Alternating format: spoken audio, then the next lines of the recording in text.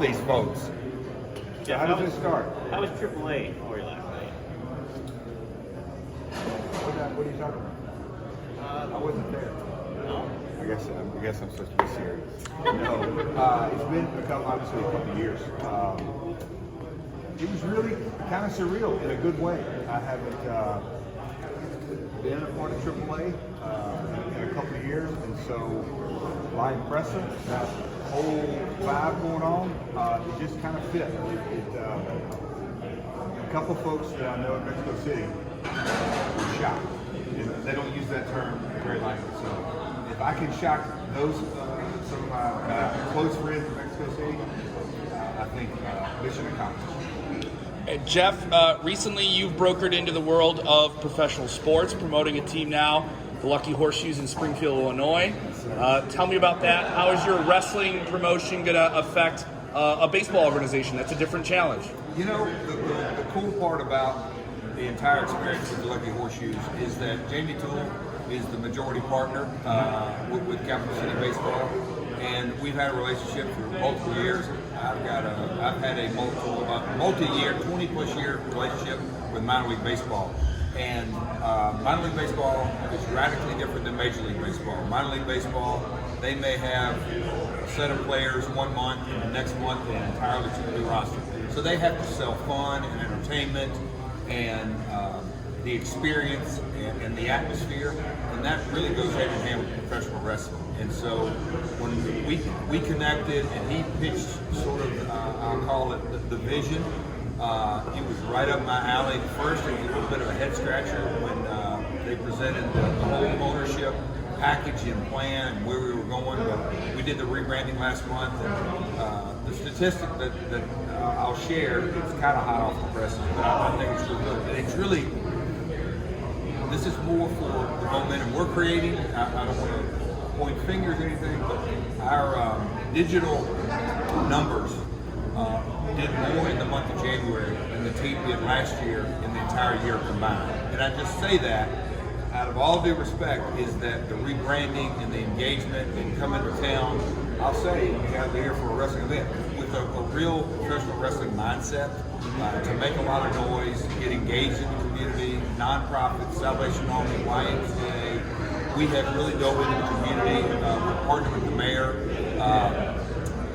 Did a live event with WWE, and the whole genesis of that was I was going to take the mayor out to a night of wrestling. He's a longtime wrestling fan. He's taken his kids in years past, so we get to go to a live event. I ended up in a Miz TV. The mayor was announced. The Miz wore a jersey of the Lucky Horseshoes in the ring, so it was a really great live event, great turnout. So it has exceeded all expectations in so many ways. Are you going to be bringing any more professional wrestling to Springfield in the future?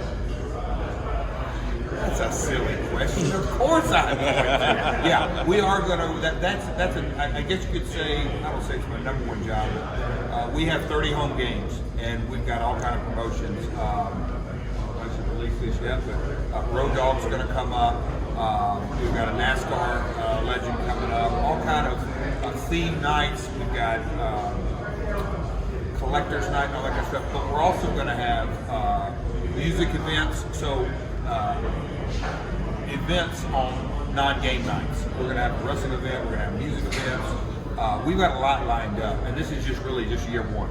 Sorry for the baseball question, guys. Jeff, I want to quickly, Triple H announced his retirement this week, and you worked with Triple H a little bit in the Attitude Era. You worked with him when you came back to WWE. You get any cool experiences with Triple H you can share with us? You know, we wrestled in the Attitude Era, and you know, that's when our in-ring pass crossed. What I always admired about him from the beginning was his business mindset, and then obviously with NXT in the very early days.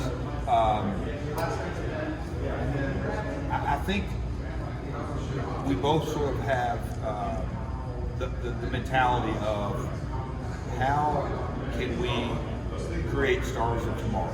I think the one thing that I respect and that I think I have in common with him, or one of the things, is just kind of that desire to and get the satisfaction of finding new talent, developing them, and then really seeing them blossom. I always incredibly respected him for that.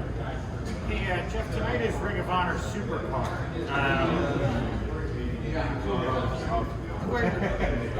All right. I didn't see you walk up. No, that's fine. Yeah, I'm hiding behind this camera. Tonight's Ring of Honor Supercard. What do you think of Tony's acquisition of ROH? And if you had any advice to him in the kind of situation he's at, was balancing two promotions at the same time, what would be your advice to Tony? Ooh, boy, that is a loaded question right there. Thank you. I don't know enough about what his vision is. Like, where will Ring of Honor content? Is it going to stay on the player? I don't really truly know enough about what his vision. I am absolutely excited because today at WrestleMania I was having a pretty deep conversation about a guy that loved the Attitude Era, and then he kind of fell off. And he said in the last couple of years, I found it through my kids and YouTube. And so I said, well, what do you watch? And he went into this list of, I watch AEW, I watch Impact, I watch this. I said, well, I bet you don't watch Triple H. He said, I watch Triple H. So the ability to watch multiple promotions. And so I think that the real litmus test, if you will, is that how's he going to differentiate AEW vision from a Ring of Honor vision? Because I know from personal experience, I've witnessed it, I've been a part of it. If it's AEW light, I'm not sure that's the recipe for success. On the flip side, if it's a completely different vision, more power to him, because I think wrestling is thriving with all the different brands. You look at 6 or 7 shows at this venue today, MLW, multiple Lucha shows in town. I'm, for one, super excited about where the industry's going. I mean, you know, I think about '94, my first WrestleMania, actually being, and how it's grown, and we're doing a pay-per-view with. There is not a wrestling ring in sight tonight, and that kind of speaks to the volume of where the industry's at, and it's just going to keep bigger and bigger and bigger. The international component just continues to blossom. So, the short answer is TBD on Tony's acquisition. Thank you, Jeff. I appreciate it. How have you felt getting back in the ring after a few years, and how long do you see yourself doing? How long? I never would have dreamed that I'd be stepping in the ring, but you know, a lot of people are negative on the pandemic, and not everything great happened out of that. But you know, for the first time in my life, I spent more than 60 consecutive days in Hendersonville, Tennessee. I had never done that literally since senior in high school, and that's because of school. But I still left town on weekends to go to wrestling shows and stuff like that. But being at home all that time, and then as things transpired, and launching the podcast, and I kept getting phone call after phone call. I told Karen, I said, all right, I'm going to get in shape. And she just kind of rolled her eyes, and I'm like, all right, I'll show you. But getting in shape, I feel fantastic. And I was really happy with Hammerstein in multiple ways.